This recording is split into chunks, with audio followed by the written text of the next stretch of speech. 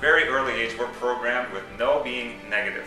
Is it negative? Hey, it's just the way we've been programmed, right? And that's I think where it comes from. I think that's why so many adults, 20-year-old, 30-year-old, 40-year-old, 50-year-old, 60, 70-year-old people are still afraid of rejection. And it's kind of sad. I don't really hear no. I don't hear no. I hear no, not now. I hear no, I need more information.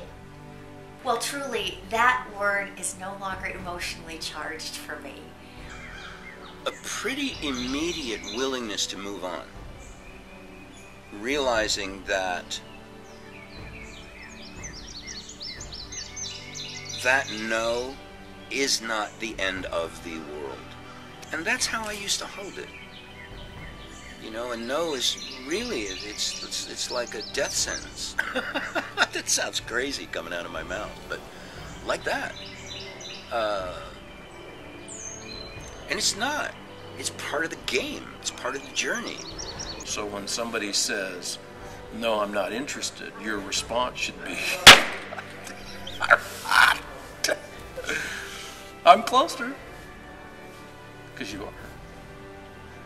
And what's fun is, if you have that response to a prospect that just said no, like you high-five them,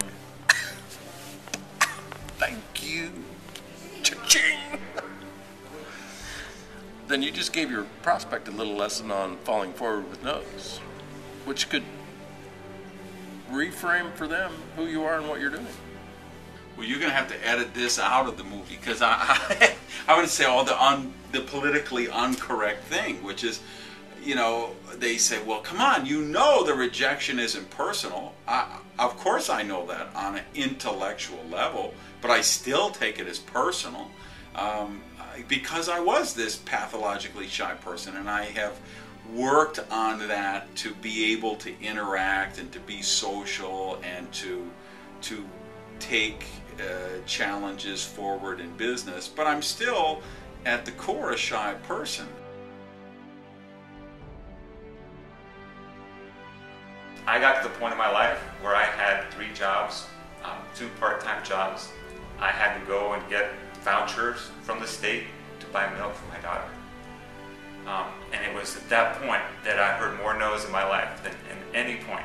It was, today as you're successful, you hear it less. But at that point, it was almost every single person that I talked to said, Art, that's it. You're going to be one of those welfare guys. You're going to be one of those welfare families. And that was probably that point in my life where it was a defining moment. And I had to break through more no's than ever before to get through that. I think you've got to make a conscious reframe. And you get that first from reading a book like Go for No, where you learn why. You know, it's one thing just to say, oh yeah, embrace the no's. Now that's fine, and on an intellectual level, yeah, maybe, you know, you will a couple of times, but not for long. You know, pretty soon the no becomes a no again. It becomes a personal insult once again. So no, you've got to reframe it, and you've got to get to that point where you actually, you embrace it and you believe it.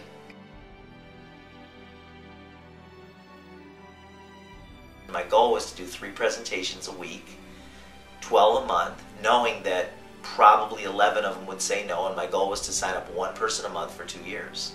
I was going to sign up 1 person a month for 2 years, do 12 presentations a month, 3 a week on my lunches, every single week, regardless of, didn't matter what anybody said to me, it didn't matter if they were negative, or if they were angry, or if they were happy, or if they were complacent or interested. I was going to do 12 presentations a month for 2 years, knowing that if I did that, I'd probably sponsor 20 to 30 people. I signed up 19 people in 2 years. My 19th person signed up a lady in New Mexico who led me to over 12,000 distributors and over 40,000 customers, and it made me my first $1 million. It's frustrating when you're getting all those no's, but after having all the no's and now being where I'm at, you really realize that that's where your character was forged, and that's where the lessons were learned, and that's where the wisdom was gained. I think the success breeds success, that when you do the action, that will cause success, and then when you experience success, that'll motivate you to do the action. And that's how Go for No works. Go for No, you have to do the action.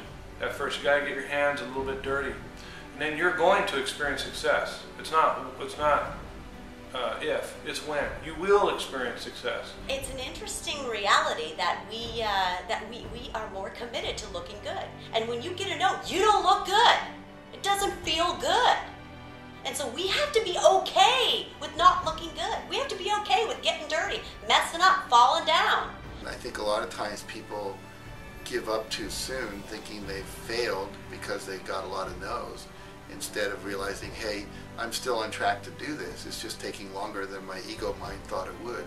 I think what failure does at its ultimate level is it shows us who we have to become to get the results we want.